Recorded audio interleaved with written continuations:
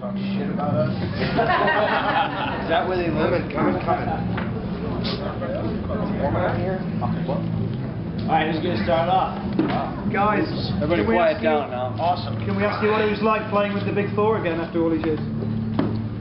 Brilliant. Well, first time. Yeah, it was amazing. Actually. So, yeah, first time it ever happened. Because look, what are these connected? Cool. I don't, there's no PA. I'm talking to this like it's making me louder. Joey has a question for everybody here. Where's the nearest bathroom? Not even kidding. He's just kidding. No, seriously, the Big Four was incredible. It was, for me personally, I think it's the best tour we've ever done. And as great as it even was here today, playing in front of a fucking massive crowd, there was a weird melancholy feeling I had just because those other dudes aren't all here today. I had it too. Yeah, Agreed. it was a really amazing tour, and you know, and obviously we hope there's more of it. We hope we play network with the Big Four next year. You know, that would obviously be the dream. So. Not to take anything away from today's show, it was great. We loved it. But when even driving up today, it was like, oh, where's Slayer? Where's Megadeth? Where's Metallica? You know, you just look, you hang out. We jam in the back. It's all great. But yeah, all good, man. All good. How was it playing? How are you? Really loud. I was actually, it was controlled. Yeah, very well done. Like very professional. Everything sounded great on stage. Honestly, everybody was loud. Everybody was working really well. Honestly, We know the song very well.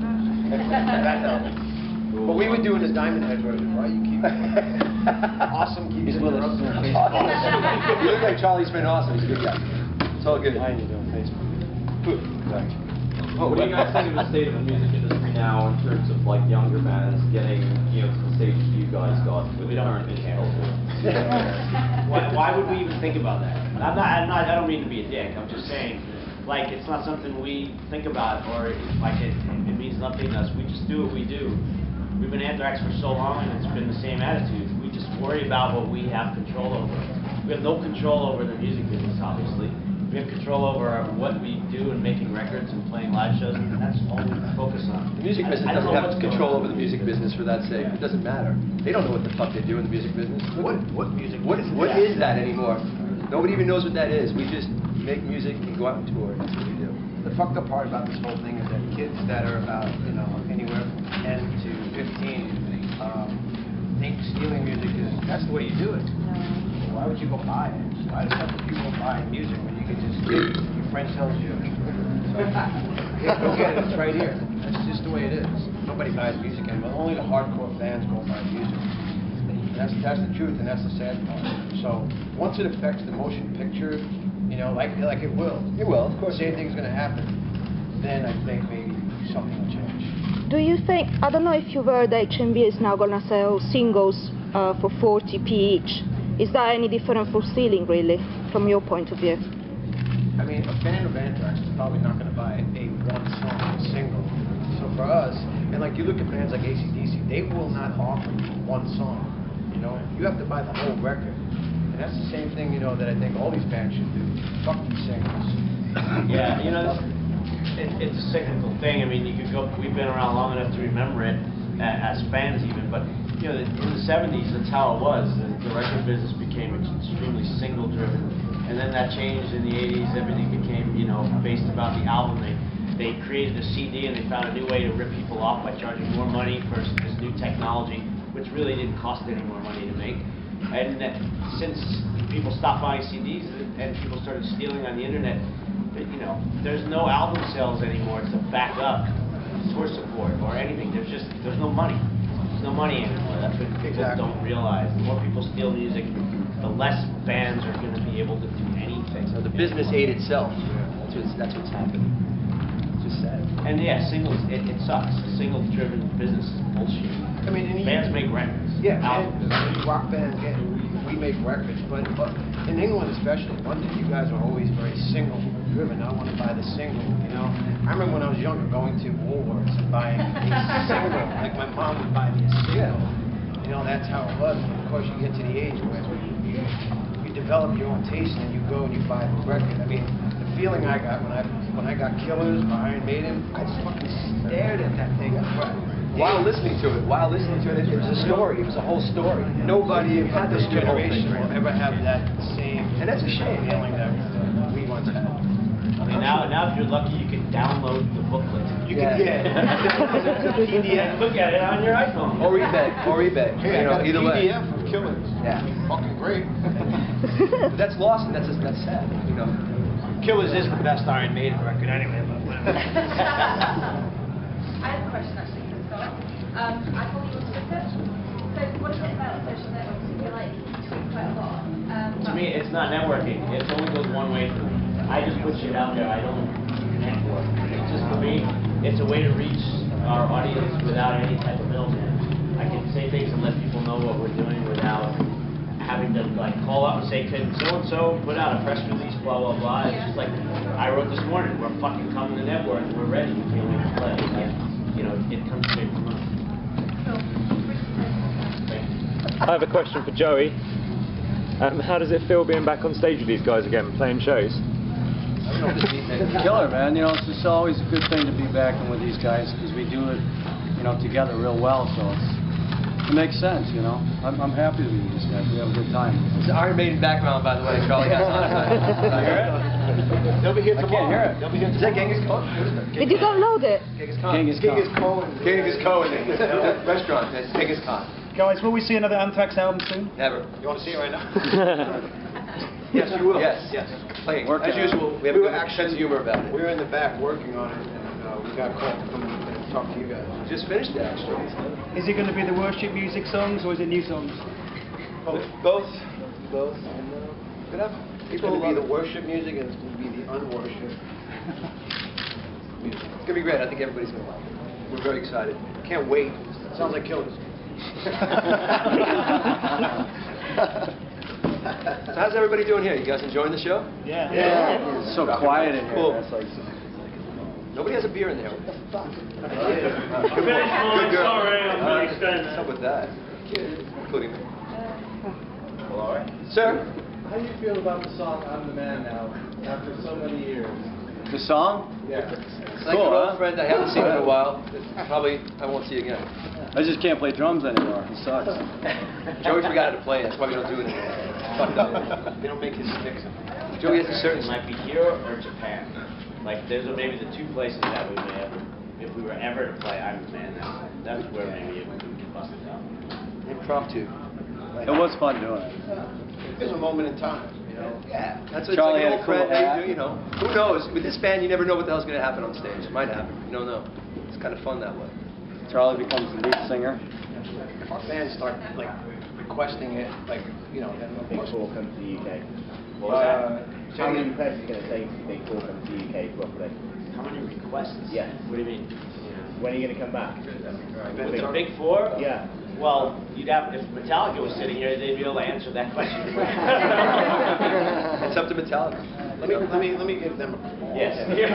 Lars, let's do it. Okay. Yeah. Yeah, I mean, we've all talked about it. Obviously, we just spent 2 weeks together as Slayer, Megadeth, Metallica. Everybody wants more of it.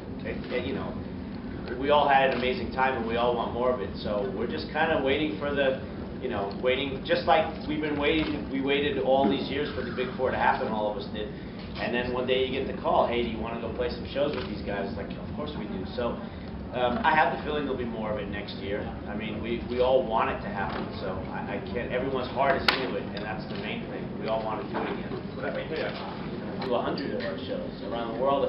We played 7 shows in pretty much mostly Eastern Europe, and if that was just the testing ground for it, it couldn't have went any better. You know, the shows were fucking insane. They were packed, and we all had a blast. And it was a blast because the bands got along great. It was a lot of fun. It was great seeing everybody again. Everybody had a lot of good laughs. It just all good all around. Very positive.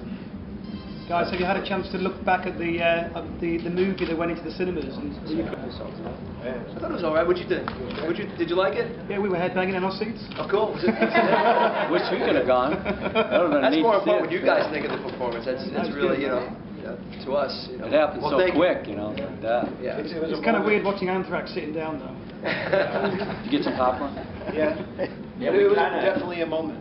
Yeah. We kind of wish that they would have done a screening where we actually could have went to see it in a movie theater, because like I did see the full cut of the set for the DVD and stuff, but I was watching on a monitor this big in the studio. But to go see it in a theater would have been pretty cool. He played Heckle and Help for Calvin years. Is that I like seeing his face. Is that again? Which one was he? Yeah, of course. You know, without Ronnie, I mean, you know, it just kind of goes without saying. It's just I didn't tell anybody. We didn't tell Joe. So it was retiring at all? Never. Well, it's great. Yeah. Been around since Being the a local 80s. pub playing acoustic. Did you see yourselves back in the 80s that you'd be around today still in the form of band? You never know what you're going to do when you're a kid, how Yeah, far you're going to go. 65, But yeah. when you're doing it now, of course, you think you can maintain if you're, you know. Yeah. I feel Anthrax is better than ever. You got to believe in what I you're mean, doing. For us, just I keep mean, doing it. we play better than ever. Oh, keep doing it. Still Yeah, see why energetic on not? stage. What the hell stop? Yeah. It's like this. I read this interview with Keith Richards one time, and he said, because they always ask Keith, like, what are you going to stop? You know, like people are pissed off. Like, when are the Stones going to finally fucking stop? And he's like, would you ask B.B. King? It's the same fucking thing with us. You know? Why stop though? I mean, we're having fun. You guys If you're have an fun. Anthrax, why People would do. you not want to be in it? It's fun. You know, it's great. It's hard to find a Great good to go out there and combination see that can people. make it happen like this and just like drop it for what, you know. Right, Kenichi? He's happy. It's all good, eh? Do you feel like you've got anything left to prove? Yep.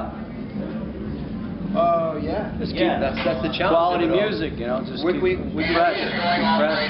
Show, you know, you're really only as good as your last gig, you know, or your last record, or so you have to get out there every night and do it. You know, we go to Belgium and we'll play some festival in Belgium tomorrow. That's not going to be nearly as big as Network or anything, but they weren't here tonight. They didn't get to see the show. They're going to see the show we do tomorrow, and it has to be, you know, the same. It has to be as good. You have to do it every time. You have to make it new every time to those people who are coming to see you. I feel like you have to prove yourself to your fans every time you do something.